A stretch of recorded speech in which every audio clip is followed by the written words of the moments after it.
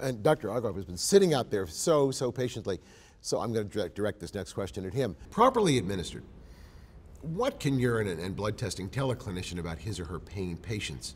What are the strengths, the limitations of urine and blood drug monitoring as part of chronic pain management?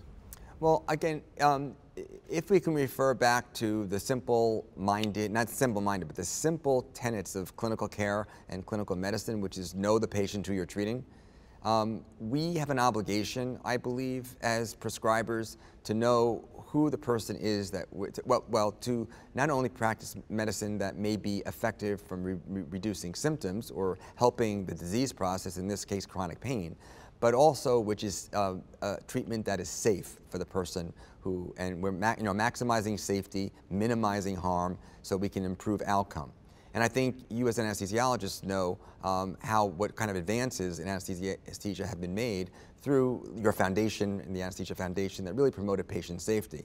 And I think what we're seeing in chronic pain right now is a movement to say, wait, we have these great agents that can help, but what can we do to improve safety? So when it comes to treating somebody with chronic pain, there's a really reasonable likelihood, especially if the pain is particularly moderate and severe and chronic and not really ameliorated by other simple approaches, that a person's going to wind up on a opioid regimen. It's no surprise, I'm sure, to you to know that.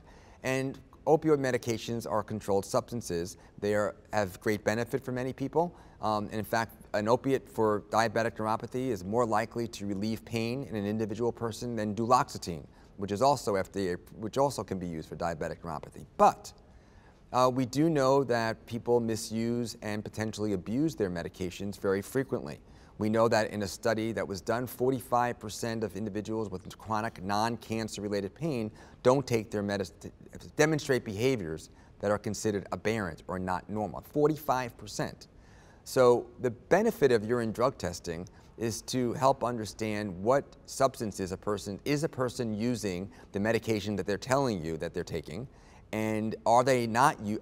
And then when you ask them, well, are you using any recreational drugs, marijuana, cocaine? No, I'm not. And then all of a sudden, what pops in is that, wait, this person has heroin metabolites in their urine, or you're trying to find, is the person who you're taking care of telling you the truth? Have they not told you they're taking an herbal supplement? Even an herbal supplement can interfere with a medicine that you would prescribe that isn't even an opiate. So it's amazing, isn't it? The number of herbal supplements you can get in a patient history. What else are you taking? You ask a patient, oh, nothing. I'm not taking anything. Right, exactly. Except right. this tea, this weed, this berry. Right, simple things like feverfew. I mean, that has nothing to do with the urine drug, but feverfew is a natural aspirin-like product. Well, it's important for me to know that a person's taking that so that I can say, okay, well, let me caution you. So it's all about safety and maximizing the benefits. So urine drug testing has the promise, if done right. See, the best available urine drug testing is, GCMS, or really high sensitivity, high specificity